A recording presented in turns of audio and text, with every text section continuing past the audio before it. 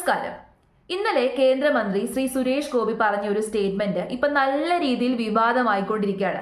മാധ്യമങ്ങളെല്ലാം അതെടുത്ത് ചർച്ച ചെയ്യുന്നുണ്ട്. ആദിവാസി വിഭാഗത്തിന്റെ ചുമതലയിലേക്ക് ഉന്നത കുലജാതർ വരട്ടെ, അതിനുശേഷം എല്ലാ രീതിയിലുള്ള പുരോഗതിയും ഉണ്ടാകും. ഇതാണ് അദ്ദേഹം പറഞ്ഞ സ്റ്റേറ്റ്മെന്റ്. അപ്പൊ ഈ ഒരു കാര്യം പറഞ്ഞതോട് കൂടിയിട്ട് മാധ്യമങ്ങൾ ആ ഒരു പർട്ടിക്കുലർ സ്റ്റേറ്റ്മെന്റ് മാത്രം എടുത്തു വെച്ചിട്ട് നല്ല രീതിയിൽ ചർച്ച ചെയ്യുന്നുണ്ട്. വലിയ ഡിബേറ്റുകളൊക്കെ നടക്കുന്നു, നല്ല വിവാദമായിക്കൊണ്ടിരിക്കുകയാണ്. അപ്പൊ ഇത് വിവാദമായതോട് കൂടിയിട്ട് സുരേഷ് ഗോപി ആ ഒരു പ്രസ്താവന പിൻവലിച്ചിട്ടുണ്ട്. അപ്പൊ എന്താണ് യഥാർത്ഥത്തിൽ സംഭവിച്ചത്? ഏത് സാഹചര്യത്തിലാണ് അദ്ദേഹം ഇങ്ങനെ ഒരു കാര്യം പറഞ്ഞത്? അദ്ദേഹം പറഞ്ഞതിൽ എന്താണ് യഥാർത്ഥത്തിൽ തെറ്റായി പോയത്? ആ കാര്യങ്ങളൊക്കെ തന്നെ നമുക്കൊന്ന് വിലയിരുത്താം, ഒന്ന് അനലൈസ് ചെയ്യാം. മാധ്യമങ്ങളാകുമ്പോൾ ഒരു പർട്ടിക്കുലർ കാര്യം മാത്രമായിരിക്കും പറയുന്നത്. അദ്ദേഹം പറഞ്ഞ മുഴുവൻ കാര്യങ്ങളൊന്നും മാധ്യമങ്ങൾ ചർച്ച ചെയ്യില്ല, ഒരു സ്റ്റേറ്റ്മെന്റ് മാത്രം എടുത്തു വെച്ച് ചർച്ച ചെയ്യും. അപ്പൊ എന്താണ് സംഭവിച്ചത്, യഥാർത്ഥത്തിൽ സംഭവിച്ചത് എന്നുള്ള കാര്യം നമുക്കൊന്ന് നോക്കാം. അപ്പോൾ വീഡിയോയിലേക്ക് കടക്കുന്നതിന് മുമ്പ് ഞാൻ ഒരു പർട്ടിക്കുലർ പൊളിറ്റിക്കൽ പാർട്ടിയെ സപ്പോർട്ട് ചെയ്തോ അല്ലെങ്കിൽ ഒരു പർട്ടിക്കുലർ വിഭാഗത്തെ സപ്പോർട്ട് ചെയ്തോ സംസാരിക്കാറില്ല. ഏതാണോ സത്യം, എന്താണോ യഥാർത്ഥത്തിൽ സത്യം, അത് മാത്രം അനലൈസ് ചെയ്തിട്ട് സംസാരിക്കാനാണ് ഞാൻ മാക്സിമം ശ്രമിച്ചിട്ടുള്ളത്. ആരുടെ ഭാഗത്താണ് സത്യം, അതിപ്പോൾ അയാളുടെ പൊളിറ്റിക്കൽ പാർട്ടിയോ അല്ലെങ്കിൽ അയാളുടെ മതമോ അയാളുടെ ജാതിയോ ഒന്നും തന്നെ ഞാൻ നോക്കാറില്ല. ആ രീതിയിലായിരിക്കും ഞാൻ സംസാരിക്കാൻ പോകുന്നത്. അപ്പോൾ ഇന്നലെ ഈ ഒരു സംഭവം കേട്ടപ്പോൾ ഞാൻ ഇങ്ങനെ വാർത്തകൾ സെർച്ച് ചെയ്തപ്പോൾ അദ്ദേഹം യഥാർത്ഥത്തിൽ ആ പറഞ്ഞ ഒരു സ്പീച്ച്, ഏതാണ്ട് ഒരു 5.5 മിനിറ്റ് ദൈർഘ്യമുള്ള ഒരു സ്പീച്ച് ഞാൻ അദ്ദേഹത്തിന്റെ കേട്ടു. ആ ഒരു സ്പീച്ചിന്റെ ഇടയ്ക്കാണ് അദ്ദേഹം ഈ വിവാദമായിട്ടുള്ള ഒരു സ്റ്റേറ്റ്മെന്റ് പറയുന്നത്. അപ്പൊ ആ സ്പീച്ചിന്റെ തുടക്കം ഞാൻ നിങ്ങളെ ഒന്ന് കേൾപ്പിച്ചു തരാം. 37,000 ചില്ലുവാനും കോടി, ശരിക്കും അത് 38,500 കോടിയാണ് ട്രൈബലിന് വേണ്ടി നീക്കിവെച്ച പണം. എവിടെയാണെന്ന് കാണിച്ചു തരാമോ എന്ന് ഞാൻ കൺസൾട്ടേറ്റീവ് കമ്മിറ്റിയിലിരുന്ന് അർജുൻ മുണ്ടാജി ക്യാബിനറ്റ് മിനിസ്റ്ററുടെ ചെയർ ചെയ്യുന്ന മീറ്റിംഗിലാണ് ഞാൻ ഉദ്യോഗസ്ഥരോട് ചോദിച്ചത്. You said 38,500 crores for the tribals. Can you come to Kerala and show me? I need to see. 38,500 crores is not peanuts. എന്നെ കാട്ടിത്തരൂ. പക്ഷെ ഒരു വാക്കുകൂടെ ഞാൻ പറഞ്ഞു, അൺപാർലമെന്ററിയാണ്. All this data presented by different departments: health, social welfare, education, facilitation, infrastructure development. All these data presented by these officers are fraud. അപ്പോൾ വിവാദമായിട്ടുള്ള ഒരു statement പറയുന്നതിന് തൊട്ട് മുമ്പുള്ള ഭാഗമാണ് ഞാൻ നിങ്ങളെ ഈ കേൾപ്പിച്ചത്. അപ്പൊ ഈ കേൾപ്പിച്ച ആ ഭാഗത്ത് അദ്ദേഹം സംസാരിക്കുന്നത് ആദിവാസി വിഭാഗത്തിന് വേണ്ടി മാറ്റി വെച്ചിട്ടുള്ള ഫണ്ടിനെ കുറിച്ചിട്ടാണ്. അപ്പൊ ഈ ഫണ്ടൊക്കെ ചെലവാക്കി എന്ന് പറഞ്ഞിട്ട് ആൾക്കാർ കണക്കുകളും ബോധ്യപ്പെടുത്തുന്നുണ്ട്. പക്ഷെ ഈ ബോധ്യപ്പെടുത്തുന്ന കണക്കുകളൊക്കെ തന്നെ ഫ്രോഡ് ആണെന്നാണ് അദ്ദേഹം പറയുന്നത്. ഈ പൈസയൊക്കെ എങ്ങോട്ടേക്ക് പോകുന്നു എന്നാണ് അദ്ദേഹം ചോദിച്ചേക്കുന്നത്. അപ്പം ഈ കാര്യം പറയുന്നതിന് മുമ്പ് എനിക്കൊരു കുറച്ച് കാര്യം കൂടി പറയാനുണ്ട്. നമുക്കിപ്പോൾ സ്വാതന്ത്ര്യം കിട്ടിയിട്ട് ഏകദേശം 75 വർഷമായി. അപ്പം ഈ 75 വർഷമായിട്ടും ഇപ്പോഴും നമ്മുടെ സൊസൈറ്റിയുടെ ആ ഒരു വേർതിരിവുകൾ മാറിയിട്ടില്ല. സ്വാതന്ത്ര്യം കിട്ടിയ സമയത്ത് നമ്മുടെ ആ സമയത്തെ ഗവൺമെന്റിന്റെ മുമ്പിലുള്ള ഏറ്റവും വലിയൊരു വെല്ലുവിളി തന്നെ അതായിരുന്നു. അന്ന് നമ്മുടെ സമൂഹം എന്ന് പറയുന്നത്, സൊസൈറ്റി എന്ന് പറയുന്നത് ഒരുപാട് വേർതിരിവുകളാണ്. കാശിന്റെ കാര്യം വെച്ചിട്ടാണെങ്കിൽ ഇപ്പൊ ഈ ഉന്നത കുലജാതർ, പിന്നോക്ക വിഭാഗം, മുന്നോക്ക വിഭാഗം, അങ്ങനെ ഒരുപാട് വിഭാഗങ്ങൾ ഉണ്ടായിരുന്നു. ആ വിഭാഗങ്ങളുടെ ഒക്കെ തന്നെ ഇൻകം, എക്കണോമി എന്ന് പറയുന്നത് ഭയങ്കര പരിതാപകരമായിരുന്നു. ഈ ഇൻകം ഒക്കെ കുറച്ച് വിഭാഗത്തിന്റെ കയ്യിൽ മാത്രമായിരുന്നു ഉണ്ടായിരുന്നത്.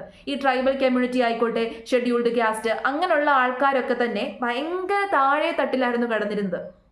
ഒരുപാട് അരക്ഷിതാവസ്ഥയായിരുന്നു അവർ അനുഭവിച്ചിരുന്നത്. പട്ടിണി, പരിവട്ടം, അവർക്ക് ബേസിക് ലീവിംഗ് സ്റ്റാൻഡേർഡ് പോലും ആ സമയത്ത് ഉണ്ടായിരുന്നില്ല.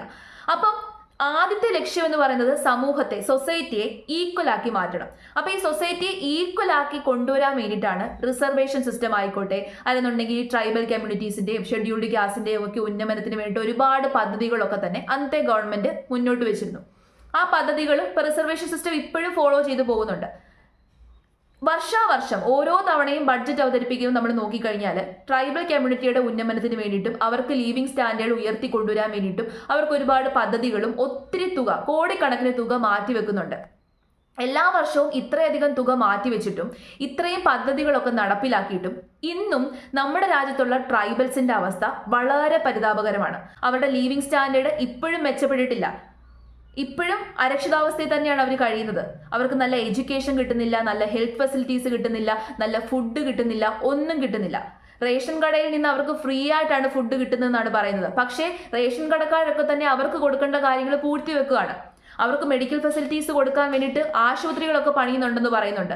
പക്ഷെ കോടിക്കണക്കിന് രൂപ ചെലവാക്കി ആശുപത്രി പണിഞ്ഞിട്ടും അവർക്ക് നല്ല മെഡിക്കൽ ഫെസിലിറ്റീസ് കിട്ടുന്നില്ല, അവരുടെ കുട്ടികൾക്ക് നല്ല എഡ്യൂക്കേഷൻ കിട്ടുന്നില്ല. അവരുടെ അവസ്ഥ ഇപ്പോഴും അരക്ഷിതാവസ്ഥയിൽ തന്നെയാണ്.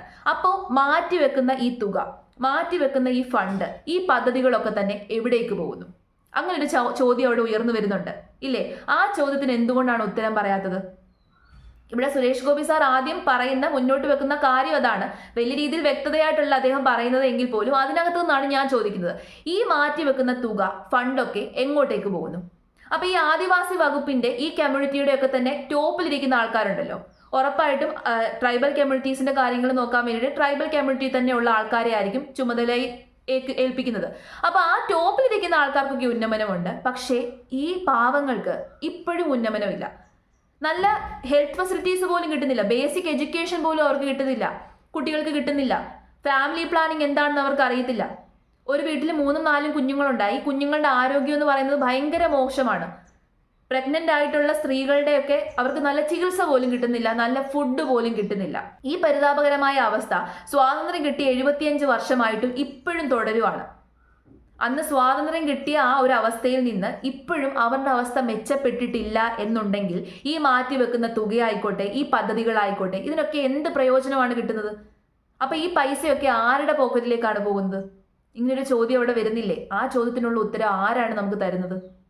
ഇനി ബാക്ക് ടു ആ ഒരു വിവാദമായ സ്റ്റേറ്റ്മെന്റിലേക്ക് നമുക്ക് പോകാം. ഞാൻ 2016 MP ആയ ആ കാലഘട്ടം തൊട്ട് ഞാൻ മോദിജിയോട് ആവശ്യപ്പെടുന്നുണ്ട്, എനിക്ക് സിവിൽ ഏവിയേഷൻ വേണ്ട, എനിക്ക് ട്രൈബൽ തരും. അപ്പൊ നമ്മുടെ ഒരു നാട്ടിലെ മറ്റൊരു ശാപമാണ്, ഒരു ട്രൈബൽ ക്യാബിനറ്റ് മന്ത്രി ഒരിക്കലും ട്രൈബൽ അല്ലാത്തയാളാവുകയില്ല. എന്റെ ആഗ്രഹമാണ്, എന്റെ സ്വപ്നമാണ്, ഒരു ഉന്നത കുലജാതൻ അവരുടെ ഉന്നമനത്തിന് വേണ്ടി ട്രൈബൽ മന്ത്രിയാവണം. ഒരു ട്രൈബൽ മന്ത്രിയാവാൻ ഒരാളുണ്ടെങ്കിൽ അദ്ദേഹത്തെ മുന്നോക്ക ജാതികളുടെയൊക്കെ ഉന്നമനത്തിന് വേണ്ടിയുള്ള മന്ത്രിയാക്കണം. ഈ പരിവർത്തനം ഉണ്ടാകും നമ്മുടെ ജനാധിപത്യ സംവിധാനത്തിൽ. അപ്പം ഇതാണ് ആ വിവാദമായിട്ടുള്ള ഭാഗം. അപ്പൊ ഇവിടെ അദ്ദേഹം പറയുന്നത്, ട്രൈബൽ കമ്മ്യൂണിറ്റീസിന്റെ ചുമതലയിലേക്ക് എപ്പോഴും ട്രൈബൽ കമ്മ്യൂണിറ്റിയിലുള്ള ആൾക്കാരായിരിക്കും വരുന്നത്. മന്ത്രി ആയിക്കോട്ടെ, അല്ലെന്നുണ്ടെങ്കിൽ ഈ ട്രൈബൽ വകുപ്പുകളുണ്ടല്ലോ, അതിന്റെ ചുമതലയിലേക്ക് ട്രൈബൽസിൽ നിന്നുള്ള ആൾക്കാരായിരിക്കും വരുന്നത്. ബാക്കിയുള്ള കമ്മ്യൂണിറ്റീസ് ഉണ്ട്, ഇപ്പൊ മുന്നോക്ക വിഭാഗം, പിന്നോക്ക വിഭാഗം, അങ്ങനെ ഒരുപാട് കമ്മ്യൂണിറ്റീസും ഒത്തിരി വകുപ്പുകളും ഒക്കെ ഉണ്ടല്ലോ. ആ വകുപ്പുകൾക്കൊക്കെ തന്നെ ആ കമ്മ്യൂണിറ്റിയിൽ നിന്നുള്ള ആൾക്കാരായിരിക്കും അതിന്റെ ചുമതല വഹിക്കുന്നത്. അപ്പൊ അതിന് പകരം അങ്ങോട്ടും ഇങ്ങോട്ടും ഷിഫ്റ്റ് ചെയ്യണം, അങ്ങോട്ടും ഇങ്ങോട്ടും ഷഫിൾ ചെയ്യണമെന്നാണ് അദ്ദേഹം പറഞ്ഞത്. ട്രൈബൽ കമ്മ്യൂണിറ്റീസിന്റെ ചുമതലയിലേക്ക് ബാക്കി കമ്മ്യൂണിറ്റിയിൽ നിന്നുള്ള ആൾക്കാർ വരട്ടെ, ബാക്കി കമ്മ്യൂണിറ്റിയിലേക്ക് ഈ ട്രൈബൽ കമ്മ്യൂണിറ്റിയിലുള്ള ആൾക്കാരെ അങ്ങോട്ടും ഇങ്ങോട്ടും പകരമായിട്ട് അങ്ങോട്ടും ഇങ്ങോട്ടും മാറ്റി ചുമതല കൊടുക്കണമെന്നാണ് ഇദ്ദേഹം ഉദ്ദേശിച്ചത്. അദ്ദേഹം തന്നെ പറഞ്ഞിട്ടുണ്ടായിരുന്നത്രേ, അദ്ദേഹത്തിന് ഈ ട്രൈബൽ കമ്മ്യൂണിറ്റീസിലെ ചുമതല തരണം, ട്രൈബൽ കമ്മ്യൂണിറ്റീസിലെ മന്ത്രിയായിട്ട് അദ്ദേഹത്തെ മാറ്റണമെന്ന് അദ്ദേഹം തന്നെ പറഞ്ഞിട്ടുണ്ടായിരുന്നു എന്നും കൂടി അദ്ദേഹം പറയുന്നുണ്ട്. പക്ഷേ അദ്ദേഹം ഇവിടെ ഒരു തെറ്റ് ചെയ്തു. എന്താണെന്നറിയാമോ? അദ്ദേഹം ഉപയോഗിച്ച വാക്ക് ഉന്നത കുലജാതർ. എന്ത് ഉന്നത കുലജാതർ? ഈ ഉന്നത കുലജാതർ എന്ന് പറയുന്ന ഈ സോ കോൾഡ് ആൾക്കാർ കാരണമാണ് നമ്മുടെ സമൂഹം ഇന്ന് ഈ ഒരു അവസ്ഥയിലേക്ക് എത്തിയത്. ഈ രീതിയിലുള്ള ഈ അരക്ഷിതാവസ്ഥയും ഈ രീതിയിലുള്ള ഇനിക്വാളിറ്റിയും നമ്മുടെ സമൂഹത്ത് ഉണ്ടാവാൻ കാരണം ഈ ഉന്നത കുലജാതരാണ്. നമ്മുടെ നാട് നശിപ്പിച്ചത് അവരാണ്, അങ്ങനെ വേണമെങ്കിൽ പറയാം. പാവപ്പെട്ട ആൾക്കാരെ ചൂഷണം ചെയ്ത് അവർക്ക് പൈസ കൊടുക്കാതെ അവരുടെ ജീവിത നിലവാരം മുഴുവനായിട്ട് തകർത്തെറിഞ്ഞത് ഈ പറയുന്ന ഉന്നത കുലജാതരാണ്. അവർ എന്ത് ഉന്നത കുലജാതർ? അങ്ങനെ ഈ ഉന്നത കുലജാതർ അങ്ങനെ ഒരു സാധനം ഇല്ല, അങ്ങനെ ഒരു സംഭവമേ ഇല്ല. എല്ലാവരും ഒരേ രീതിയിൽ ജനിക്കുന്നു, എല്ലാവർക്കും ഒരേ റൈറ്റ് ആണ്, എല്ലാവരും ഈ സമൂഹത്ത് ഈക്വൽ ആണ്.